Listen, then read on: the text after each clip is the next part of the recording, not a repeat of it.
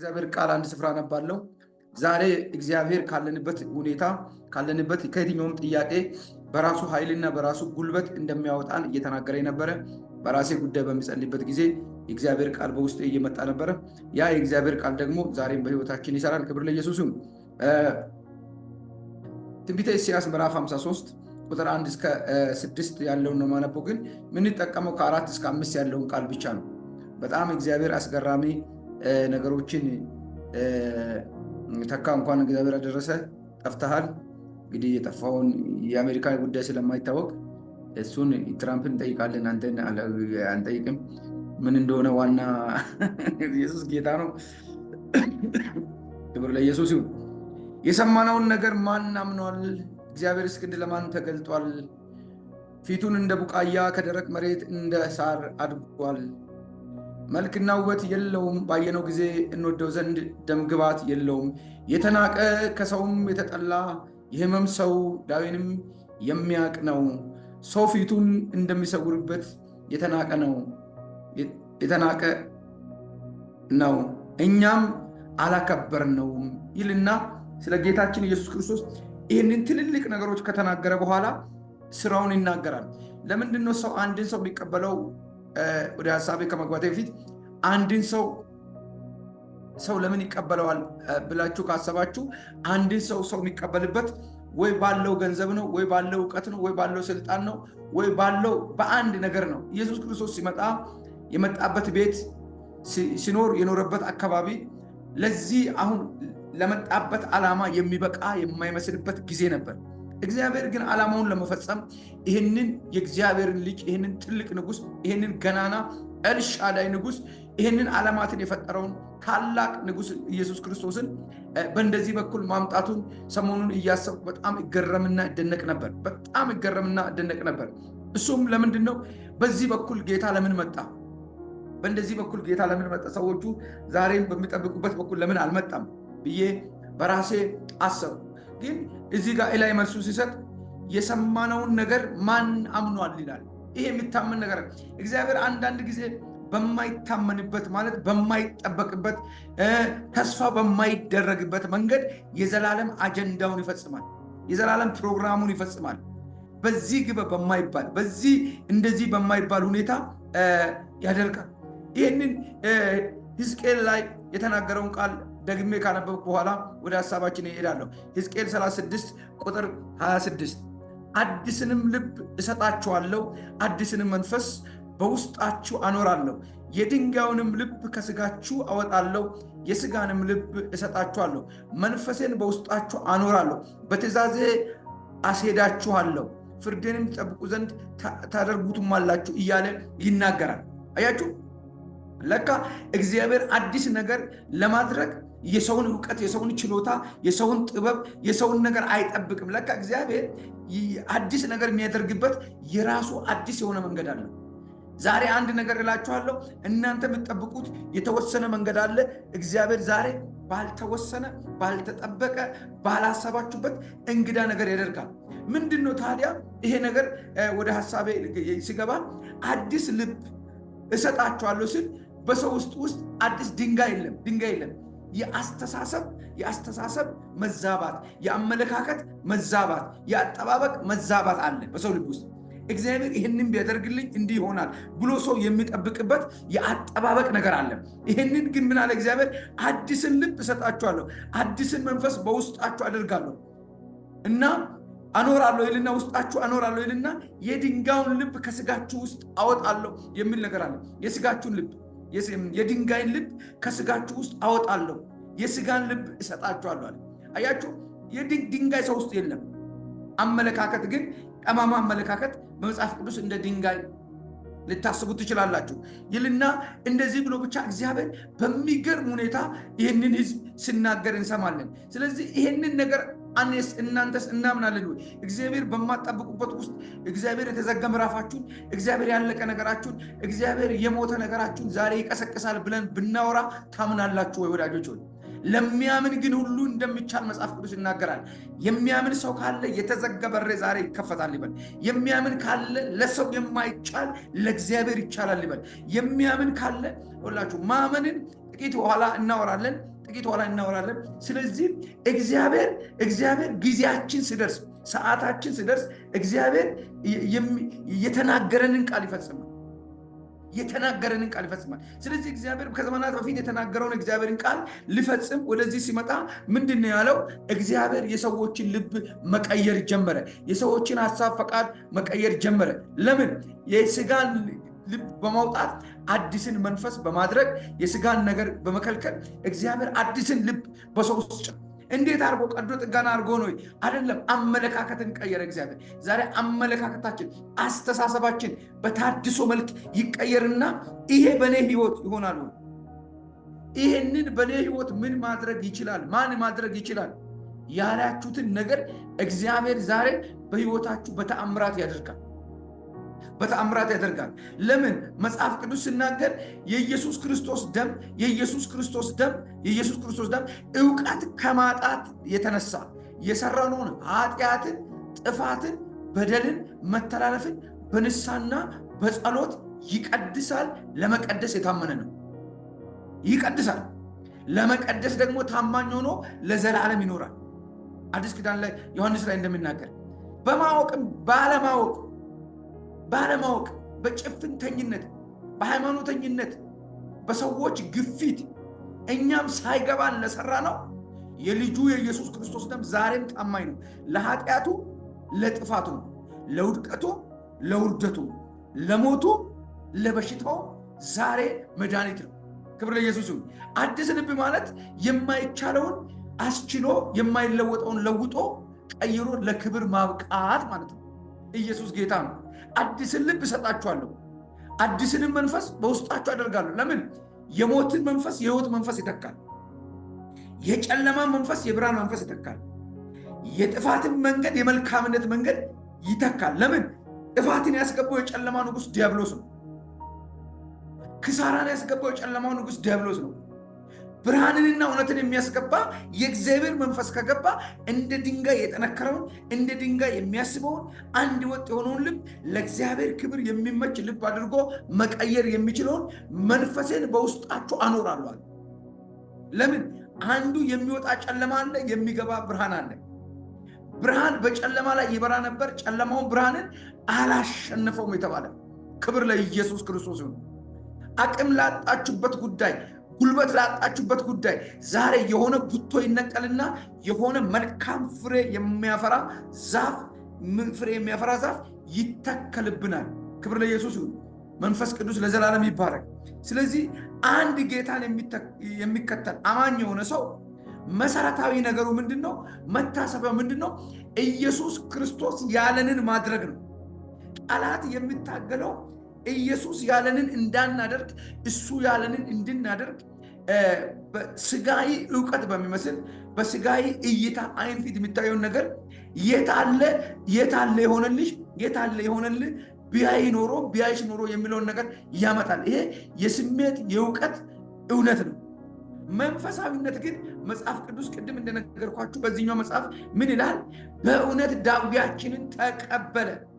በእውነት ዳዊያችንን ተቀበለ ማለት በእኛ ላይ የነበረ በትእዛዛት የተጻፈውን አባታችን አዳም በዘር ማስተላለፍ ያስተላለፈውን የዕዳውን ጽሕፈት ምን አለ?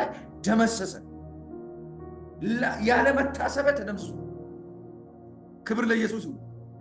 ያለ ምንም ነገር ይሄ ሪያሊቲውን እየነገርኳችሁ ነው። መጽሐፍ ቅዱስ ምለው በእውነት ዳዊያችንን ተቀበለ። አሁን አንድ ሰው በጣም የከበደ ሸክም እየሄደ እየተንገዳገደ የሆነ ተራራ ሲወጣ የሆነ ቤት ደረጃ ሲወጣ አንድ ሰው ያንን ሸክም ቢቀበል ሰውየው ያርፋል ማለት ነው። የኃጢአትን ሸክም፣ የመከራን ሸክም፣ የጨለማን ሸክም ያንን ኢየሱስ በመስቀል ላይ ከኛ ተቀበለ። ህመማችንን ምንድነው? ህመማችን በኃጢአት ምክንያት ጠላት ገብቶ እንደፈለገ የሚሆንበትን ምን አለ? ተሸከመ፣ ከኛ ላይ ወሰደው። ኢየሱስ ጌታ ነው። ይሄ አሜን ካላለ ፋሲካ ብለን እኛ የምንናገረው እንጀራና የሆነ ነገር የምንጠጣበት ሳይሆን ከሞት ወደ ህይወት የተሻገርንበት፣ ሰለብሬት የምናደርግበት፣ የዘላለም ልጅነት ያገኘንበት፣ የነገስንበት በአብ ቀኝ የተቀመጥንበት ብርሃን የለበስንበት ብርሃን የታጠቅንበት ብርሃን በብርሃን የሆንበት አሮጌ ልብ ተቀይሮ አዲስ ልብ የተገባበት የጨለማ ልብ ወጥቶ የብርሃን ልብ የገባበት ከውድቀት ከውርደት ከጥፋተኝነት ስሜት የዳንበት በነፃነት ልንኖር ክርስቶስ ነፃ ያረገን ያለ ክርስቶስ ምንም መሆን እንደማንችል በክርስቶስ ማንም ምንም ነገር እንደማያረገን የተረጋገጠልን ቀን ነው። የተረጋገጠልን ጊዜ ነው። ምንም በክርስቶስ ኢየሱስ ካለን ዝምድና ካለን ቤተሰብነት ካለን ቅርርብነት ምድር ብትናወጥ ተራሮች ወደ ባህር ልብ ቢወሰዱ እንዳንናወጥ የተረጋገጠልን በደም ማህተም የታተመልን ዘመን ነው። የታተመልን ቀን ነው። የታተመልን ጊዜ ነው። ስለዚህ አዲስ ልብ ማለት ድፍረት ያገኘንበት፣ አዲስ ልብ ማለት ቤተሰብነትን ያገኘንበት፣ አዲስ ልብ ከአሮጌ ኑሮ የተሻገርንበት፣ ከፍርሃት ከጨለማ ምን ይሆን ብለን ከምንለው የወጣንበት ማለት ነው። ክብር ለኢየሱስ ነው። አዲስ ልብ ስል የተቀየረው አዲስ ልብ አይደለም። አስተሳሰብ፣ አመለካከት ተስፋ ቢስ አድርጎ ከሚያኖረን የጨለማው ንጉሥ በፍርሃት ከሚያኖረን ሁሉን እስራኤልን የገዛው እኛንም ሊገዛ በጦርነት በመከራ በሰልፍ በእጦት በበሽታ በእርዛት በጥብሳት በመከራ እንዳይገዛን ምን ይላል እዚህ ጋር? በእውነት ዳዊያችንን ተቀበለ። ቅድም እንደነገርኳችሁ ተራራ ላይ ተሸክሞ የሚወጣ ሰው አንድ ሰው ከእጁ ያንን ሸክም ስቅል እንደሚያልፍ የኃጢአትን ሸክም በአባታችን በአዳም ምክንያት በእኛ ላይ የመጣውን በትእዛዛት የተጻፈው የዕዳውን ጽሕፈት ኢየሱስ ተቀበለና ምን አደረገ? ሕመማችንን ተሸክሟል። እሱ ወስዷል። እሱ ተቀብሏል። አንተ አርፋል፣ አንቺ አርፈሻል፣ እኔ አርፌያለሁ፣ እኛ አርፈናል። አያችሁ? ተቀብሎ ምን አደረገ? አልጣለው አይደለም። ምናችንን? ዳዊያችንን፣ ሕመማችንን፣ ኃጢአታችንን፣ በደላችንን አፊት መቅረብ እማንችልበትን ነገር በሙሉ ተቀበለና ሕመማችንን እሱ ታመመና በኃጢአት ምክንያት የገባ ሐኪም ቤት ሰው ስጋዊ ሕመሙን ስጋዊ በሽታውን ሄዶ ታክሞ እንደምድን ኢየሱስ ተቀበለና የእኛን ሕመም ወሰደ። የእኛን በሽታ ወሰደ። የኃጢአትን በሽታ ሐኪም የማያውቀውን ኦጌሻ የማያውቀውን መድኃኒት ተበጥብጦ ወይም መድኃኒት ተውጦ የማይወጣውን በየትኛውን ይሄ ሐኪም የሌለውን በሽታ ወሰደና ምን አለ? ተሸከመ። እኛ ግን አልገባንም። ማናውቋል ምልህ ነው። እኛ ግን አልገባንም፣ አልተረዳንም። እኛ ግን እንደተመታ በእግዚአብሔር እንደተቀሰፈ እንደተቸገረ ቆጠርን። አያችሁ፣ እግዚአብሔር ሊያስቸግረን አልጠራም። ለድህነት አልጠራንም። ለማጣት አልጠራንም። የሆነ ሰው ዘሬ ሃይማኖት እንትን ለምን አልጠራንም። የተጠራነው ለክብር ነው። የገባው ሰው አሜን ይበል። የተጠራነው ለድል ነው። የተጠራነው ለማሸነፍ ነው።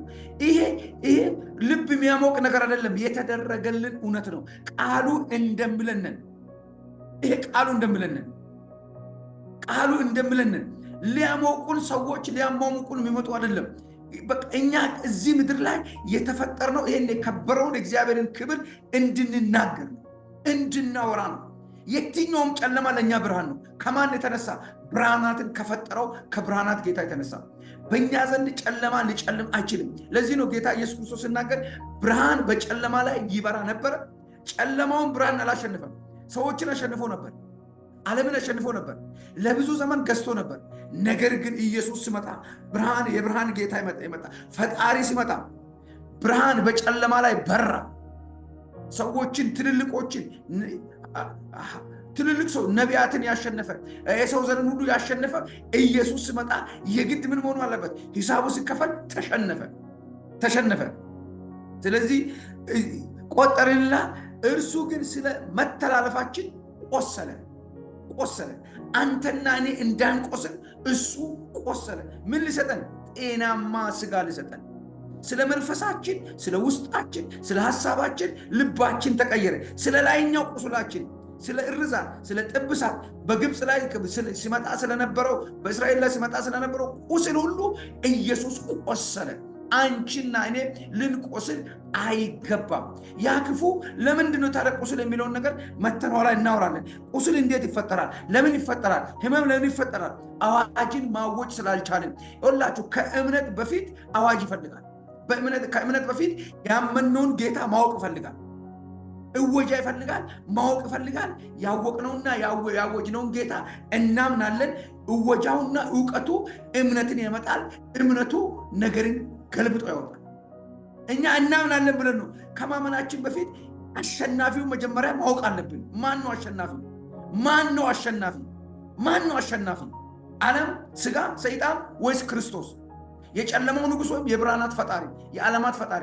ዓለም ሳይፈጠር የነበረ ጌታ ወይስ ማን አሸናፊ?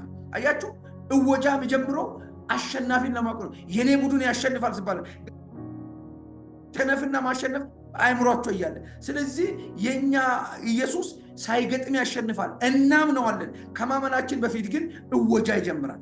እናውጃለን፣ በነገሩ ላይ እናውጃለን። የኔ ጌታ አሸናፊ ነው፣ የኔ ጌታ ፈዋሽ ነው። ሁለቱም ዓለም ይኸውላችሁ፣ የሰይጣንም ዓለም የስጋም ዓለም ሴኩላር ዓለም ፋይት የሚያደርጉበትን ሁለት ነገሮች ኋላ እናወራለን። ስለዚህ አዲስ ልብ እሰጣችኋለሁ ስል ምን እያለ ነው? አዲስ ልብ ምንድን ነው? የአስተሳሰብ ለውጥ፣ የአመለካከት ለውጥ፣ የእግዚአብሔርን ሐሳብ ማሰብ መቻል፣ የእግዚአብሔርን ፈቃድ ማድረግ መቻል ማለት ነው።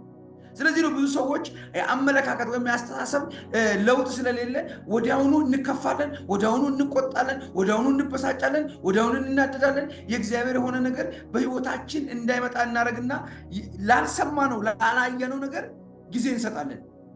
አያችሁ፣ ያየነው የሰማነው የቀመስነው እያለ የዳንበት እውነት እያለ ያላዳነን ሰይጣን፣ ትላንት ስከሰን የነበረ ሰይጣን ስጋችንን፣ ዓለምን፣ ሰዎችን በመጠቀም ይከሰናል። ዛሬ በእውቀት የክስ ፋይሉን እንዘጋለን። ትበልጫለሽ ያለው ነቢይ አይደለም። ትበልጣለህ ያለ ሐዋርያ አይደለም። ትበልጣለህ ያለው ቃሉ ነው። በወደደን በእርሱ ከአሸናፊዎች ሁሉ እንበልጣለን። በወደደን በርሱ ከአሸናፊዎች ሁሉ እንበልጣለን። ክብር ለኢየሱስ። በወደደን በርሱ የሚገርም የእግዚአብሔር ችሎታ ተሰጥቶናል።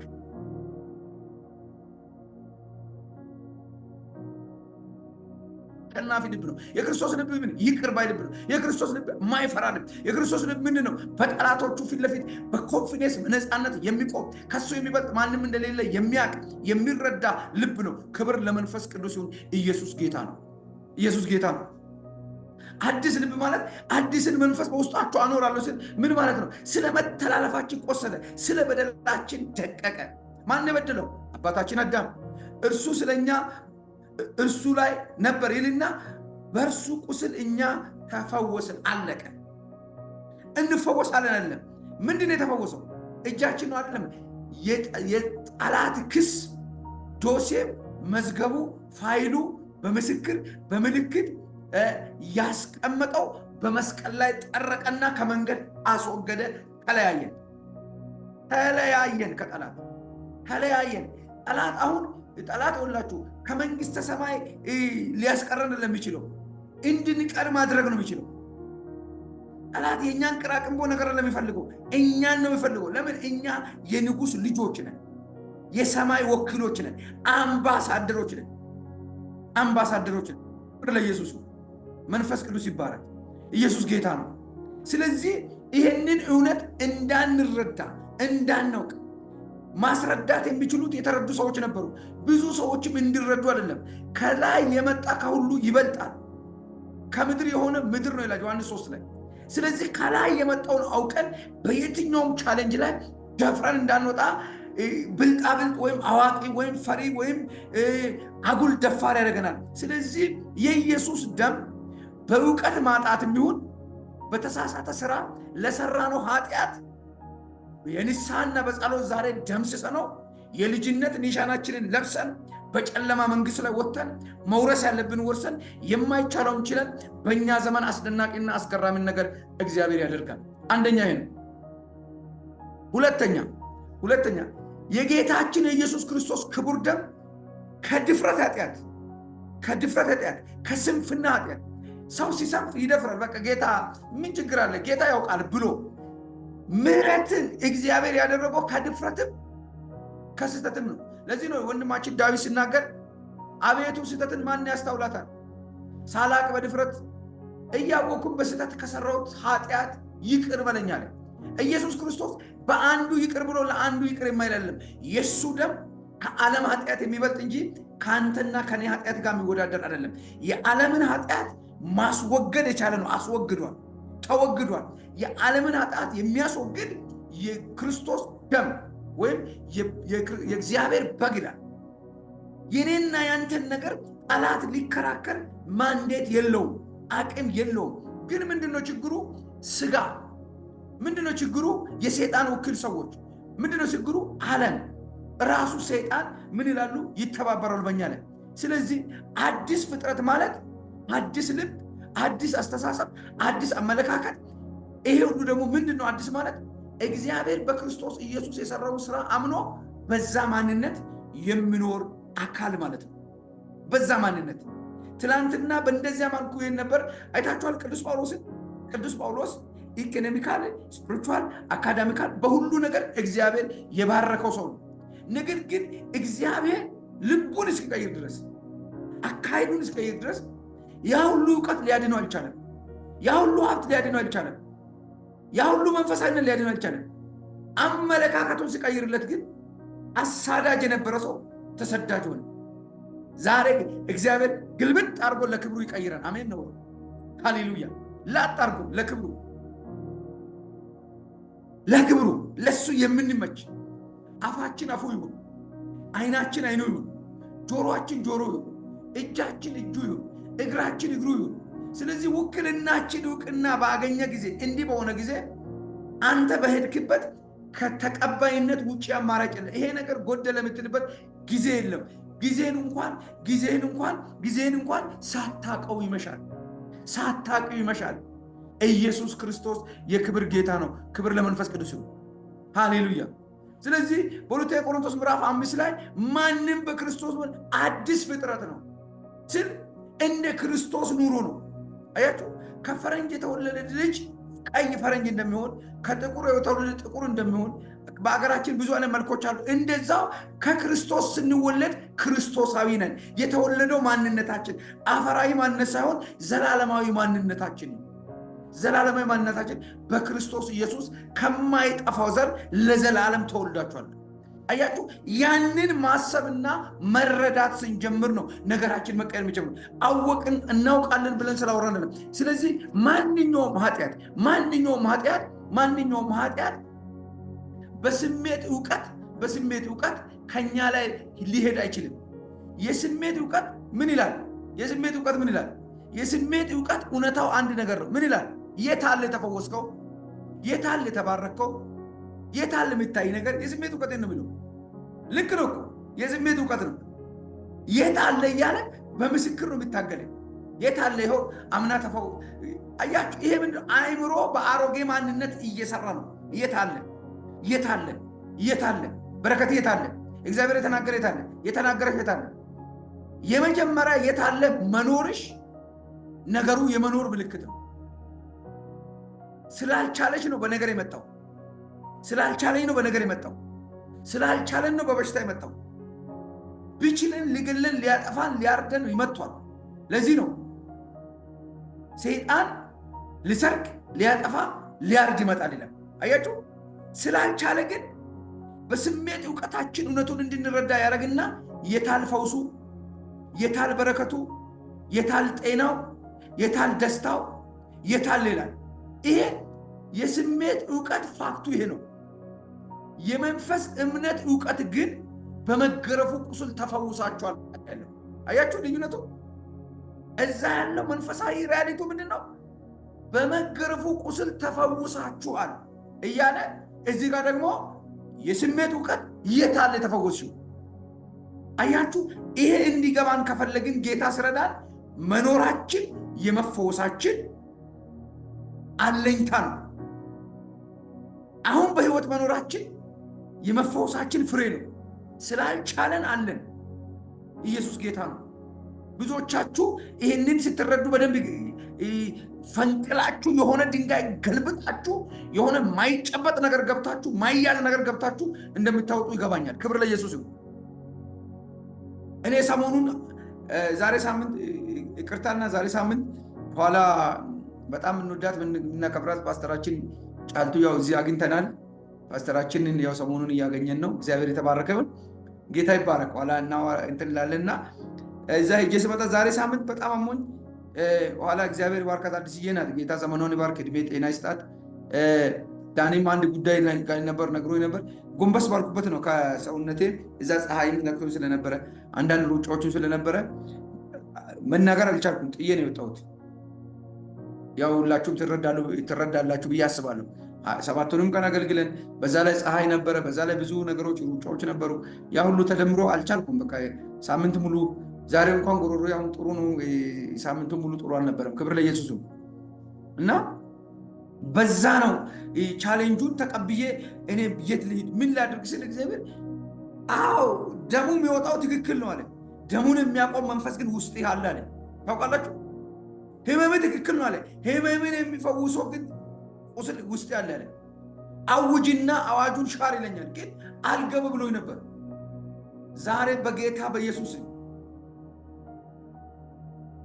የትኛውም ጠላት ያወጀ አዋጅ ከናንተ ቤት አብጧል አይደለ? አይተሻል? አዎ እዳ ተጽፏል። ደብዳቤ ያለ አይደለ? መገልበጥ አይችልም እግዚአብሔር። ማን ነው የጻፈው? ሰው ነው የጻፈው? ማን ነው በሽታ የሚዘረው? ሰይጣን አይደለ? ይሄንን ሁሉ እንደሚያሸንፍ አንድ ሰው በእውቀት ካላወቀ ጸጋው በእምነት አድኗቸዋል ሲል ምን እያለ ነው? አያችሁ? ስለዚህ በስሜታችን እውቀት ከሄድን መታመማችን ትክክል ነው፣ ውሸት አይደለም፣ መካድ አንችልም። ድህነታችን እውነት ነው፣ የሚታይ የሚጨበጥ ነገር የለም። ይሄንን ግን መገልበጥ የሚችል በጨለማ ላይ ብርሃን ያበራው ጌታ ሲመጣ እንዲህ ብል ቃል አለ፣ በመገረፉ ቁስል ተፈውሳችኋል፣ በሱ ድህነት በልጽጋችኋል የሚል ያንን ሐሳብ የሚገለብጥ የሚያሸንፍ የአምላክሽ የእግዚአብሔር ልጅ የኢየሱስ ክርስቶስ እግዚአብሔርና ቃሉ አንድ ናቸው። ኢየሱስና ቃሉ አንድ ናቸው። ምንም ማንንም ጋር ማናወዳደርበት እውነት ይሄ ነው። እግዚአብሔርና ቃሉ አንድ ነው። ኢየሱስና ቃሉ አንድ ነው። ምንድን ነው ብለው ጌታችን ኢየሱስ ክርስቶስ ስም ተፈውሰሃል ብለህ ማወጅ ስትጀምር ዳዌ ይሁን ህመም፣ ድህነት ይሁን ማጣት፣ ጭንቀት ይሁን መርገም፣ ከርስ ይሁን አለመሳካት ይሰበራሉ። አንድ ናቸው። ለምን? ምንጫቸው ዲያብሎስ አንድ ስለሆነ። እኔ መንፈስ ቅዱስ የነገረኝ ነው የምነግራቸው። ምንጫቸው ህመማችንን ተቀበለ፣ ዳዊያችንን ተሸከመ ነው። አንድ ነው። ወስዶታል፣ ከልክሎታል። ኢየሱስ ክብሩን ይውሰድ። አያችሁ፣ ወስዷል ከኛ ላይ፣ ከልክሎታል ከኛ ላይ፣ አልፈቀደለትም። ያልተፈቀደለት ቦታ ላይ የተቀመጠ ማንኛውም ነገር ዛሬ ይነሳል። ለምን? አእምሮአችንን በመጠቀም እንዴት እንደሚገባ ነው ጌታ ያስረዳል። አስፈቅዶ የታለ ዳንከው ሲል አእምሮ ኮንሽሳችን ልክ ነው ይላል። አሳሳቢ ልክ ነው። የታለ ተባረከው ምን አለ? ወደ እውነቱ ጋር ስንመጣ ግን የእውነት መንፈስ ጋር ስንመጣ በመገረፉ ቁስል ድናችኋል ይለናል። ተፈውሳችኋል ይለናል። ተባርካችኋል ይለናል። አያችሁ፣ ክብር ለመንፈስ ቅዱስ ይሁን። እንዲህ ነው የሚለው። ታዲያ የማን ቃል ያሸንፋል? ማን ነው የሚያሸንፈው? ኢየሱስ ጌታ ነው። ስለዚህ እግዚአብሔር በክርስቶስ ኢየሱስ በቀራንዮ መስቀል ላይ የእኛን ነገር ጨርሶታል። እግዚአብሔር ይህንን እንድናውቀው ይፈልጋል። አሜን አላላችሁም? አሜን ማለት እኮ ይሁንልኝ ማለት ነው። ይሄንን ይፈልጋል። ቢዚ እንድንሆን አይፈልግም እግዚአብሔር። ቢዚ ብንሆን በሱ ስራ፣ በሱ ነገር፣ በሱ ቃል ላይ ነው ቢዚ እንድንሆን የሚፈልገው እግዚአብሔር። እኛስ ስለለፋን ብቻ ምንኖር ይመስለናል። እየተቀደምን ይመስለናል። እየተበለጥን ይመስለናል። ግን ዞሮ ዞሮ ከእጅ ወደ አፍ ነው፣ ሌላ ነገር የለም። እግዚአብሔር ቢጨመርበት የአንድ ቀን ስራ የዘመንን ታሪክ ይቀይራል። የአንድ ቀን በረከት የዘመንን እንቆቅልሽ ይፈታል። የአንድ ቀን ክብር ለመንፈስ ቅዱስ ይሁን። አያችሁ፣ ጌታ ይባረክ። ስለዚህ ለምን ሰይጣን ከአጠገቡ እንዳንጠፋ፣ እግዚአብሔርን ታምነን እንዳናልፍ፣ በእግዚአብሔር ተማምነን እንዳናል የተለያየ ዘዴ፣ የተለያየ ጥበብ፣ የተለያየ ነገሮችን ይፈልጋል። የምስራች ልንገራችሁ፣ በክርስቶስ ደም፣ በመንፈስ ቅዱስ ኃይል፣ በኃይሉ ችሎት፣ በግርማው መንፈስ ዛሬ ከሱ አጠገብ እንሸሻለን፣ ከአጠገባችን እናባረዋለን። አጠገቡ ካለን የስሜት እውቀታችንን በእውነታው አልተፈወሽም ይላል፣ የሆነ ቁስል አለ። አልተባረክሽም ይላል፣ ያልሞላልን ነገር አለ። አልሆነልም ይላል፣ ያልሆነልን ነገር አለ። ይህ የስሜት እውቀት እውነታው ይሄ ነው። የመንፈስ ቅዱስ ተፈውሳችኋል የሚለው እግዚአብሔር ቃል ሲመጣ በመገረፉ ቁስል ተፈውሳችኋል። የተደረጋችሁትን ሁሉ የሆናችሁ በእኔ ነው። በክርስቶስ ኢየሱስ ያሉ ከእንግዲህ በኋላ ኩነኔ የለባችሁ። አዲሱን ክርስቶስን ለብሳችሁ። አያችሁ፣ ተቃራኒ አያችሁ። ያኛው ፋክት ይዞልን የሚመጣው የስሜት እውቀትን ነው፣ እውነትን ነው። ይሄኛው ደግሞ የመንፈስ መረዳት እውነትን ነው ይዞ የሚመጣው። የትኛው ነው የሚያሸንፈው ብሎ አወዳድሮ አበላልጦ መቀበል የማን ነው? የሴትዮዋ ወይም የሰውየው ነው። ዛሬ ሰብሮ ማለፍ ይሆንልናል። አሜን በሉ። ብዙዎች ይሄን ነገር ስላልገባን ሰይጣን ራሱን አሸናፊ የሚያደርገው ለምንድን ነው? ሰፈር ያሉትን ነገሮች በመጠቀም ምክንያት በማሳየት የታለ ተፈወሽው፣ የታለ ዳንሽው፣ የታለ ተባረክሽው፣ የታለ ተባርከናል። ከዚህ በላይ ምን እንባረክ? ሰማይና ምድር የማን ነው? የጌታ። የጌታ የማን ነው? የኔ። ስለዚህ እኔንና እናንተን ለማዳን የመጣው ጌታ ድንሃል እያለ የወደቀ ሰይጣን አትድንም እያለ ለምንድን ነው ዓለም ስጋ ሰይጣን ስጋ ጠላት ነው የምንለው? ሰዎች ገብቷቸው ተረተሩ። ይሄንን ነው እግዚአብሔርን ማና የአንድ ልጁ ተረከ። 5500 ዘመን በሙሉ የነበሩ እነ ዳዊት እነ ሙሴ እግዚአብሔርን አላወቁትም። እግዚአብሔር በሰጣቸው መመሪያ መሰረት ነው የመጡት። እኔና እናንተ ግን በክርስቶስ ኢየሱስ ማወቅም መረዳትም አብረን መስራትም እንድንችል የእግዚአብሔር ቤተሰብ ተደርገናል። የእግዚአብሔር ቤተሰብ፣ የአንድ ቤተሰብ ለምን አባል ሆነናል፣ አካል ሆነናል። በክርስቶስ ኢየሱስ ደም ይቅር ተብለናል። በክርስቶስ ኢየሱስም ተፈተናል። በክርስቶስ ኢየሱስ የእግዚአብሔር ወራሾች ሆነናል። ልጅነት ብቻ አይደለም። ልጅነት ምን አምጥቷል? ውርስን አምጥቷል። ውርሳችን አካባቢ ላይ ዛሬ ጠላት የሚዘራው እንክርዳድ በኢየሱስ ስም ይነቀላል። ጤንነትን ወርሰናል። ህመም የሚዘራ በረከትን ወርሰናል። ከርስ የሚዘራ ስልጣንን ወርሰናል። አትችልም፣ አልተማርክም የሚል ሰማይ ተቀብሎን ምድር ላይ የሚከሰን እግዚአብሔር የሰጠንን እውነት የሚሸፍንን በኢየሱስ የደም ኃይል የክርስቶስን ደም ሙሽራነት፣ የክርስቶስን ደም ውበት የሚያደበዝዝ ባልሆነ ጭቅጭቅ፣ ባልሆነ ንትርክ፣ ባልሆነ ስፍራ እንድንውል የሚያደርግ የማይጠየቀውን የምናገር እኛ እኮ ስንፈጠር ክርስቶስን ካገኘንበት ጊዜ ጀምሮ የተፈጠርነው አንድ ዓላማ ላንብብላችሁ። እንዲህ ይላል፣ ጌታን የተቀበለ ሰው ጌታን ከተቀበለ በኋላ መናገርን፣ ማውራትን፣ መስበክም፣ መሸለልም፣ መፎከርም፣ መዘነጥም ብኖርበት የእግዚአብሔር ልጅ መሆኑን ነው መናገር ያለበት። አያችሁ፣ የእግዚአብሔር ልጅነትን እንዳንናገር፣ ክሳራን እንድንናገር፣ እንድንፈራ፣ ሌላው እየተፈወሰ እኛ እንዳንፈወስ ጥቃቅን አጥር ያጠረ መንፈስ በእግዚአብሔር እሳት ዛሬ ይበላል። ከዙሪያችን ይበላል፣ ከጤናችን ይበላል፣ ከመንፈሳችን ይበላል። ያለመሳካታችን ምክንያቱ እሱ ነው። ያለመባረካችን ምክንያቱ እሱ ነው። ብዙ ሰው ለመባረክ እግዚአብሔር እንደሰጠው ገብቶ ሳይሆን በስሜት እውቀት ነው ብዙ ነገር የምናደርገው። ዛሬ በመንፈስ መረዳት በሽታ አለ፣ በስሜት እውቀት በመገረፉ ቁስል ግን በመንፈስ እውነት አሸንፈናል። ችግር አለ የምነግረን ነገር ግን በአዋጅ እንገለብጠዋል። አዋጁን እንዴት ነው የምናውጀው? ምን ብለን ነው የምናውጀው? ምናምነውን ነገር አውጀን በአዋጅ ያሳምነን በእምነት እናጸድቃለን፣ እናውጅበታለን። በመገረፉ ቁስል ተፈውሻለሁ። ህመሙ እያለ እናውጃለን፣ አውጀን እናምናለን። ችግሩ እያለ እናውጃለን፣ አውጀን እናምናለን። ለምን? ያወጅነውን ነገር አምነን ነው፣ ያወጅነውን ነገር ተቀብለን ነው። አያችሁ፣ ለዚህ ነው ብዙ ጊዜ ሰዎች ይናገሩና ያልቅባቸዋል። ፈውሱን ከመቀበላችን በፊት ማወቅ ያለብን ፈዋሹ ለመፈወስ ብቃት እንዳለው፣ አቅም እንዳለው፣ ኃይል እንዳለው ማወጅ መቻል አለብን። አንድ ሰው ጋር ስትሄዱ ዶክተር እከሌ ጥሩ ነው ተብሏል የምንሄደው? አዎ ካላችሁ አዎ በሉ። ዝም ብሎ ማይታወቅ ዶክተር ጋር ሄዳችሁ ትታከማላችሁ? መጀመሪያ ሐኪም ቤት ከመሄዳችሁ በፊት ምኑን ነው የምታምኑት? ሐኪሙ ትክክለኛ፣ ዶክተሩ አዋቂ፣ ብዙዎች በሱ እጅ እንደተፈወሱ፣ ብዙዎች እንደዳኑ ይነገረናል። ምሳሌ ልንገራችሁ። ያቺ እንደሚፈስባት ሴት ገንዘቧን ጨርሳለች፣ ሀብቷን ጨርሳለች፣ ጥሪቷን ጨርሳለች፣ ተስፋዋን ጨርሳለች። አንድ ዜና ሰማች። ይህንን መከራ አልፎ የሚያድን ክርስቶስ የሚባል አለ ሲባል ገንዘብ ይዛ አይደለም ሄደችው፣ ተስፋ ይዛ ሄደችው። መጀመሪያ ስለሱ ሰማች። የሰማችው እንደሚያድናት ቤቷን አመነች። አረ ሃሌሉያ!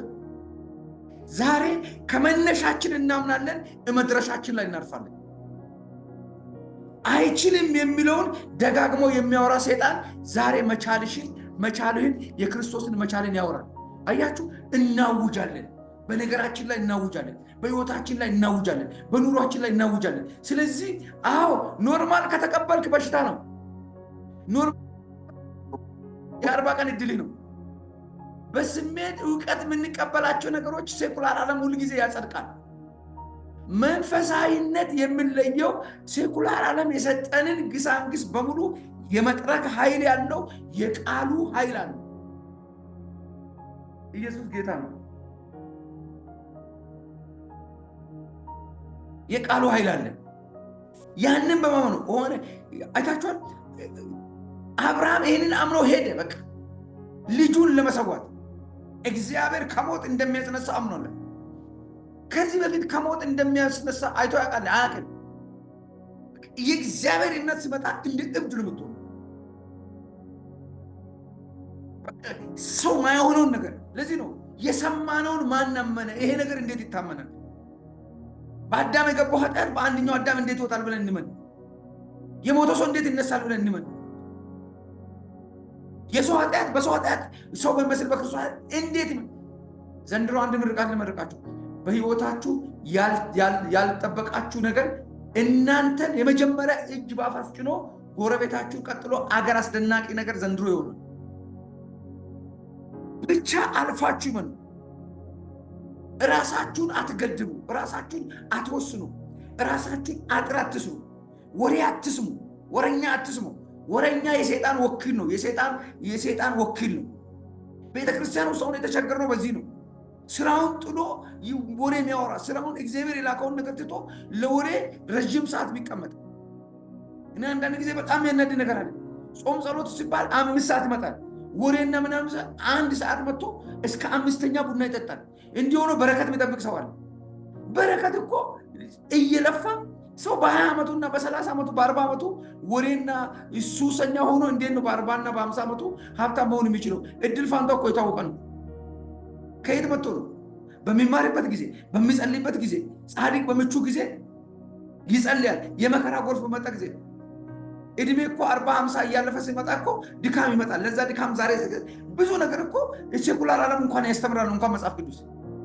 ስለዚህ አንዳንድ ሰዎች በሚጸልዩበት ጊዜ ያወራሉ፣ በሚቀበሉበት ጊዜ ይጠብቃል። ኖ ሰብሮ ማለፍ ነው፣ ነቅሎ ማለፍ ነው።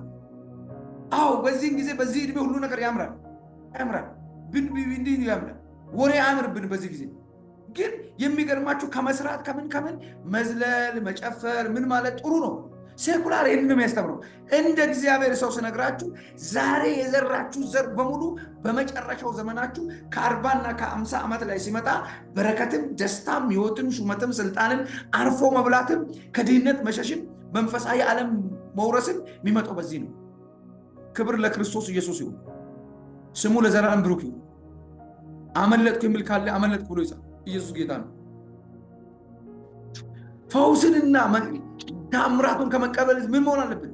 ለዛ እግዚአብሔር በክርስቶስ ኢየሱስ በተገለጠ ጸጋ በኩል እኛ ውስጥ አድሯል። አለቀ።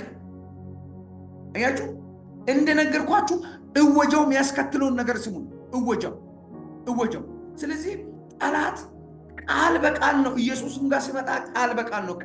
ቃልን የፈታው በቃል ነው። ቃል የተፈታው በቃ በመፎከር አለ፣ በመፎከር አይደለም። ይሄን ድንጋይ ዳቦ አድርግ ሲል ሰው በዳቦ ብቻ አይኖርም ማለት። ይሄን ክብር ሰጣለሁ ሲል ክብሬ ክርስቶስ ነው አለ። ወርቃ ሚሰገድለት አለ። በቃል ቷቷ አረገው። እዚህ ጋር እኛም ጋር እየጎደን ያለው በቃል ነው። ምን አይነት ቃል? ምን አይነት ቃል? በስሜት ዕውቀት ችሎታ መንፈሳዊ ችሎታን በመስጋት መንፈሳዊ ተቀባይነትን በማሳጣት የታለ ተፈወስከው? የታለ ተባረከው? የታለ እንዲህ ሆነልህ? እንዲህ እኮ እንዲህ ይሆናል። አያችሁ? እንዲህ ይላል። ይሄንን አይምሮአችን ለመቀበል ፈጣኝ ነው። መጽሐፍ ግን ይላል፣ መጽሐፍ እንዲህ ነው ብለው የመንፈስ እምነት የመንፈስ ዕውቀት እንዲህ በመገረፉ ቁስል ተፈውሷል። በምን ታውጃለህ? ቀድመህ ለምን? እግዚአብሔር አንድ ነው። ቃሉና እግዚአብሔር አንድ ነው። ክርስቶስና ቃሉ አንድ ናቸው። ብርሃን በጨለማ ላይ ይበራ ነበር፣ ጨለማ ብርሃን አላሸነፈውም ስል ምንድን ነው? አንተ ታሸንፋለህ፣ የሚያወራ አለ፣ ትሄዳለህ፣ ይሸነፋል ነው ባጭሩ። አያችሁ? ብርሃን ነው ወደ ጨለማ ሄደው። ጨለማ አጥሮ ሲፎክር ሲሸልል ነበር። ገደልኩት፣ ቀበርኩት ስል ነበር። ሞትን አሸንፎ የተነሳው ጌታ አንተ ጌታ ነው። አንተ የምታሸንፍበት የሱ ልብ ቆርጦ እኛ ልብ ከቶ አይደለም። አያችሁ? የድንጋይ ልብ ሰዋዊ ዓለማዊ ዕውቀታዊ ብቻ የሆነ ልብ እንደዛ ነው። ግን ምን አለ? የምን ልብ? አዲስን መንፈስ ልብ ሰጣቸዋል። የድንጋዩን ልብ አወጣለሁ ስል መጀመሪያም ሰው አይምሮ ውስጥ ወይም ሰው ልብ ውስጥ ድንጋይ የለም። አስተሳሰቡ ግን እንደዛ ነው። ቅድም እንደ ጳውሎስ ጋር እንዳወራ። ስለዚህ ምን እናደርጋለን? ጠላት ይሄንን በመረጃ አምጥቶ እንዲህ የታለ ሲባል እወጃ እንጀምራለን። ምን እወጃ ነው የምንጀምረው? በመንፈስ ቅዱስ እውነት ደግሞ እንላለን። በመገረፉ ቁስል ምን ብለናል? ተፈውሰናል። አያችሁ? ቃልን በቃል ስንሽር በክርስቶስ ኢየሱስ በሰማያዊ ስፍራ ተባርከናል። አያችሁ? ይሄንን ቃል ነው ክርስቶስ የሚያጸድቀው እንጂ እኛ ሄደን ያደርግልኛል ይሆናል ብለን ገና መላምት ብንሰጠውን አይደለም መጽሐፍ ቅዱስ እየነገረ ያለው። ስለዚህ እግዚአብሔርም አንድ ነው፣ ቃሉም አንድ ነው። በጌታችን በኢየሱስ ክርስቶስም በመስቀል ላይ ምን ብለናል? በሰራልን ስራ በቤዛነቱ ተፈውሰናል። አሁን ለመፈወስ አይደለም እየሰራን ያለው፣ ቤዛነቱን ለመታሰቢያ ነው። ቤዛችን ነው፣ ተቤዥቶናል አለን። የምናመሰግንበት ጊዜ ነው። አሸናፊ ነን። በወደደን በእርሱ ከአሸናፊዎች እንበልጣለን ስል ለመብለጥ አይደለም የምንሰራው፣ በልጠን እንሰራለን። ለማሸነፍ አይደለም፣ አሸንፈን እንሰራለን። ረግጠን ቆመን እንዘምራለን። ወግተን እየጣልን አይደለም። ይሄንን እንድናቅለት አይፈልግም። ስለዚህ እወጃው ምንን ይቀድማል ብለናል? እምነትን ይቀድማል። ያመነውን ነገር ነው ምናምን ይችላል ብለን እየፎከርን እንሄዳለን። ሴትዮዋ ቅድም እንደነገርኳችሁ ኢየሱስ ጋር እየሄደች ነው፣ ግን ያድነኛል ብላ ነው ሄደችው። በያድነኛል ጀርባ ምን እንዳለ ታውቃላችሁ? ላስታውሳችሁ። አንዲት ደም የሚፈስባት ነውራም ሴት በጊዜው በነበረ ስርዓት ተወግራ ትሞታለች። ሞትን ተቀብለን ሄደችው። እኛስ ይሄም ቢሆን እንዲህ ሊሆን ይችላል ብለን ሚዛናዊ አድርገን ነው የምንሄደው። ኖ እግዚአብሔር ጋር በምንም ሂሳብ ሚዛናዊ ልትሆን አትችልም። እግዚአብሔር ነው። እግዚአብሔር የበላይ ነው። እግዚአብሔር ኤልሻዳይ ነው። ሁለት መንገድ ነው ያለው። አሁን እዚህ ጋር ያለው እውነትን ለማስታረቅ በጣም ይከብደናል። አይ ይህ ሰው በተማረበት እውነት እኮ ነው። እሱን እውነት ነው አልኩ። እውነቱ እውነት ነው። የትኛው ነው እውነት እንደሆነ በአጭሩ ስነግርህ የስሜት ዕውቀት የሚልህ አእምሮ ላይ ያለውን ስለ ስጋ ደዌ፣ ስለ ገንዘብ አይደለም እየነገርኩህ፣ ስለ መንፈስ ውጊያ፣ ስለ መንፈስ ጦርነት፣ ስለ ውስጥ አሰራር ነው ነገር። የስሜት ዕውቀት መቼም ጊዜ ለዘላለም እንዲህ ብሎ ነው የሚዋጋ። የታለ ተፈወስከው? የታለ ተባረከው? እንደ እከሌ መቾንክ፣ እንደ እከሌት መቾንክ። እያመመህ ነው፣ እየወጋህ ነው፣ እየፈለጠህ ነው፣ እየቆረጠህ ነው፣ በእጅ የለም ልጆች ምናምን። ይሄ ሁሉ የስሜት ዕውቀት እውነታዎች ናቸው። በእያንዳንዱ በሰው ልጅ በነጩ፣ በጥቁሩ፣ በኢትዮጵያ፣ በፈረንጅ ሁሉ ያለ ነው። ይሄ ስሜት ዕውቀት ነው። መንፈሳዊ እውነት ግን እነዚህን ነገሮች እንዴት ይሽራቸዋል ሲባል ለህመም ስንጠይቅ በመገረፉ ቁስል ተፈውሳቸዋል። ያለ ጌታ አልተፈወስክም ከሚል ጠላት ይበልጣል። አትረባም ከሚል ጠላት ይበልጣል። ትረባለህ ብሏል። ከጨለማ አምላክ ወይም ከጨለማ ዓለም ገዢ የብርሃኑ ጌታ ይበልጣል። በሰማያዊ ስፍራ ተባርካል የሚለው ይበልጣል። ስለዚህ አዋጅን በአዋጅ ምን ታውጃለህ? አልዳንክም ስል በመገረፉ ቁስል ድኛለሁ ትላለህ። አልተባረክም ስል በክርስቶስ ኢየሱስ በሰማያዊ ስፍራ ለዘላለም ተባርካለሁ ትላለህ። እሱ ጋር እያልክ እያመንክ ነው። አየህ፣ ዲፌንስ ታደርግና ታሸንፋለህ። አብርሃም ሳይል ነው እንደ እምነቱ የጸደቀለት ሄዶ እኮ ነው። ሄዶ ብቻ አይደለም ለዛውም 2 ቀን ሄዶ ከ2 ቀን በኋላ ሁለቱን ልጆች መልሶ በአህያው መልሶ በልጁ ላይ እንጨት ተሸክሞ ሄዶ ስፍራው ላይ ሲደርስ እግዚአብሔር እስከ መጨረሻ እንድናምን ይፈልጋል። መዳንና ማመን ይለያያል። መዳን በክርስቶስ ስራ ነው። ማመን ግን የኛ ነው። የዳንበትን እውነት ማመን ነው። ኢየሱስ ጌታ ነው። ክብር ለኢየሱስ ይሁን። ስለዚህ እግዚአብሔር ቃሉ እንዳለን ስለዚህ መፈወሳችንን መቀበል አለብን። አምነን ማወጅ አለብን። በአየሩ ላይ መናገር አለብን። መባረካችን መናገር አለብን። ለአንድ ቀን ለ2 ቀን ለዘላለም። ለምን? የሆነልንን የሆነውን አያችሁ። ያንን ስናደርግስ የትኛውም ሰው ለምንድን ነው ኢየሱስን መግለጥ ያልቻለው? ኢየሱስን የሚገልጠው በምድራዊ አስተሳሰብ። ለዚህ ነው ቅድም እንደነገርን በዮሐንስ ወንጌል ላይ ሲናገር የምናገረው አንድ ቦታ አለ። ዮሐንስ ወንጌል ምዕራፍ 3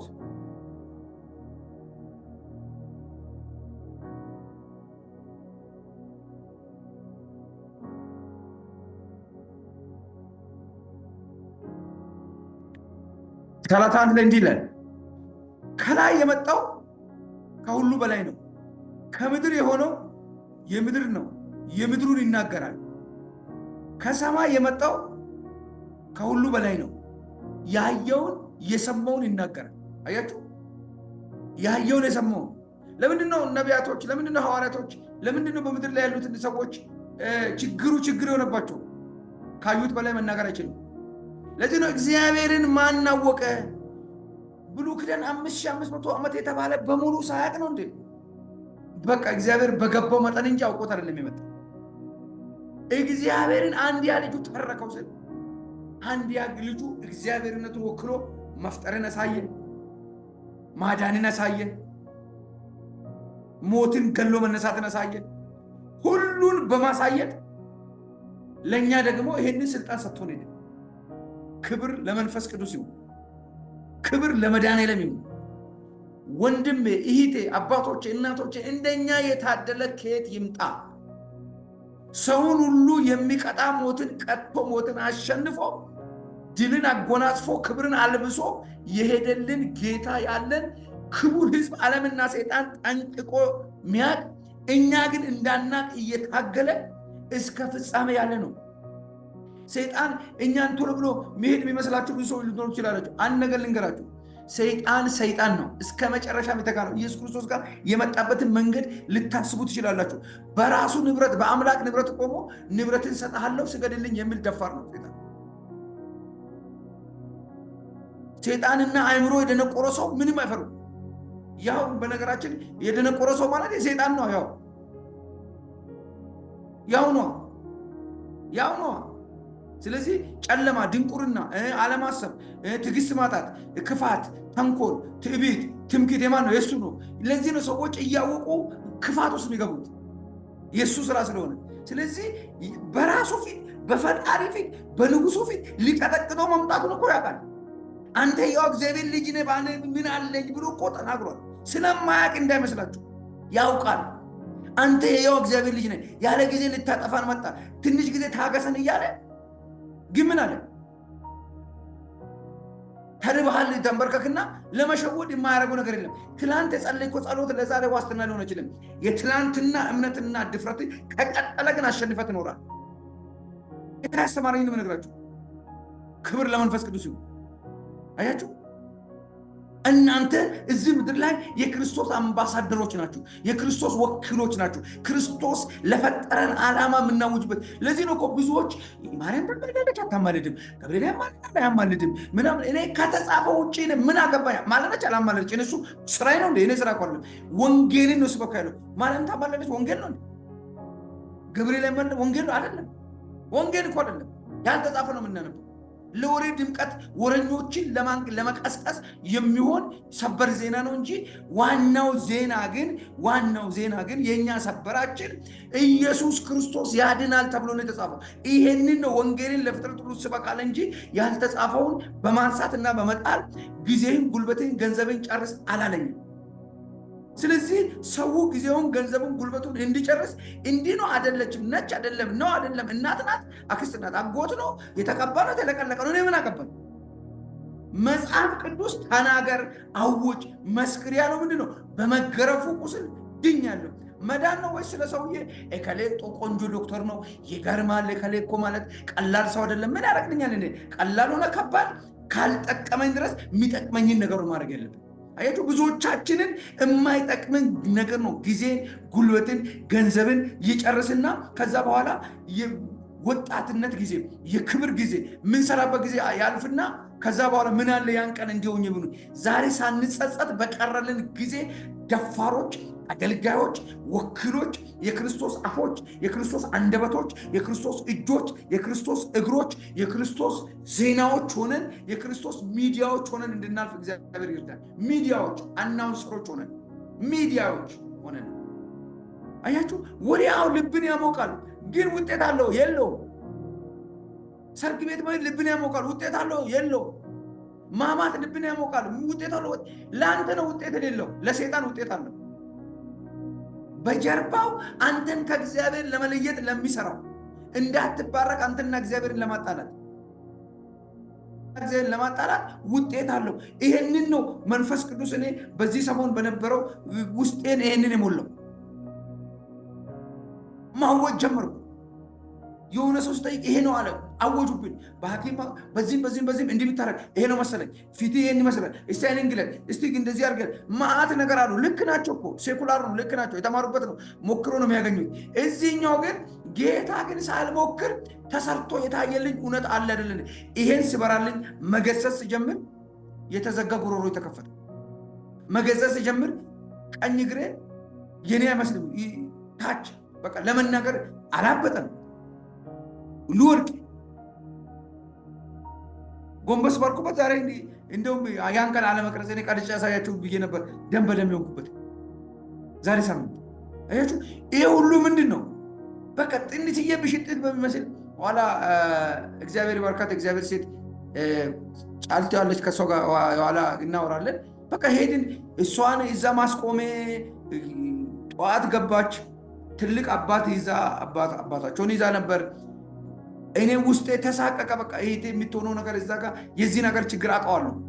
ገባችሁ? ምክንያት የሚፈልጉበት ብዙ ነገሮችን በቃ እኔ ደግሞ ያ ነገር ለካ ለእኔ ጭንቀት ሆኖ ያ ነገር እንትን ብሎ እየደበቅኩ ነው። በቃ ውስጤ ተቃጥሏል። እንደመጣው ብዙ ነገር ሆነ። ኮምፒውተሬን አልዘጋሁትም ስላልቻልኩ ወይ ወጣሁት። ከዛ በኋላ እሑድን ዋልኩ። ሰኞ የነቃሁት ማክሰኞ ጠዋት ነው። ብዙ ለፍቼ አያችሁ። ይሄ ሁሉ ምንድነው? በሆነ ሰበብ በኩል እግሩን ያስገባ። ዛሬ እግሩ ይቆረጥ፣ እጁ ይቆረጥ። እኔ ደክሞኝ እንጂ እንዲህ ተሰቃይቼ አላውቅም። ይደክመኛል እረፍት ከማጣት የተነሳ ግን እሺ እኛን እንደዚህ ሰው እየተፈወሰ ሰው እየተባረከ ሰው እየተለቀቀ እንዲህ ከሆነ በስራ የምትሉትን እንዴት እንደሚያረጋችሁ አሰቡ። ፈሪዎችን ምን እንደሚያረግ አሰቡ። ድንጉጦችን ምን እንደሚያረግ አሰቡ። ዛሬ በናዝሬቱ በጌታ በኢየሱስ ደም ከማንኛውም ቁስል ተንከባክባችሁ ካሳደጋችሁት ቁስል እለያችኋለሁ። ዛሬ በኢየሱስ ደም እለያችኋለሁ። በፍቅር እችማ ጌታው እዚቹ ቦታ ላይ እችማ አትደግ እዚቹ ጌታው ያላችኋት ትነቀላለች። ምን ትሰራለች? ያለ ጊዜ የመጣው ስኳር ይነቀላል። ያለ ጊዜ የመጣው ስኳርም እንደመጣው ታውቃላችሁ። ፍርሃት 40 ዓመት መጣ ገና ስኳር ብለን ስኳር ቀነሰ። ስኳሩ ግን አልጠፋም። ደም ብዛት የሆነ ምግብ ቀነሰ ግን አልጠፋም። መድኃኒቱ ተገኝቷል። ዛሬ በመገረፉ ቁስል ተፈውሳችኋል። መድኃኒቱ ተገኝቷል። በክርስቶስ ኢየሱስ የተደረጋችሁ ናችሁ። አሁንም ሴኩላሩ ይመጣ ይሄ እኮ ሐኪም ደርሶበት ምናምን ልትሉ ይችላችሁ። እኔ አይመለከተኝም። እኔ እውነቱን ነው የምነግርህ። እውነቱ ይሄ ነው። መጽሐፉ ብሎ ይሄ ነው። ወሰደው ይላል። ዳዊያችንን ወሰደው፣ ሕመማችንን ወሰደው። ተቀበለው። እንደነገርኳችሁ የሆነ ፎቅ የሚወጣ ሰውዬ አንድ ሰው ከመሃል መጥቶ እንትኑን ቢወስድበት ሰውዬ ያርፋል። ምን አምኜ ጸልዬ እምቢ ብሏል። ኢየሱስን አሸንፎ ነው የሚያለው። ያመንከው ስሜትን ሊሆን ይችላል። ያመንሽው ስሜትን ሊሆን ይችላል። በቃ እምቢ ብሏል ብለሽ መናገር ራሱ እኮ ማለት ምን ታውቃላችሁ? ድክመት ነው። እኔ እግዚአብሔር ወቅሶኝ መንፈስ ቅዱስ ወቅሶኝ ከሐሙስ በኋላ ሮብ ቀን ፕሮግራም ነበረ። ሐሙስ ቀኑን ሙሉ እየጸለይኩ ውዬ ያገኘሁትን ውጤት ነው እየነገርኳቸው ያለው። ዛሬ በክርስቶስ ደም በመንፈስ ቅዱስ ኃይል በጸጋው ብርታት በኃይሉ ችሎት ዛሬ ነገራችሁ የተፈወሰ ይሁን። ያችሁ ኢየሱስ ክርስቶስ ጌታ ነው። ይሄ ሁሉ ታዲያ ለምንድን ነው እንዴት ነው የሚሆነው ካላችሁ ሁለት ነገር ነግራችሁ ሁለት ነጥብ ነግራችሁ እጨርሳለሁ። ክብር ለኢየሱስ። እግዚአብሔር በክርስቶስ ኢየሱስ በኩል በጸጋው በተገለጠልን በጸጋው በኩል በእኛ ውስጥ ይኖራል።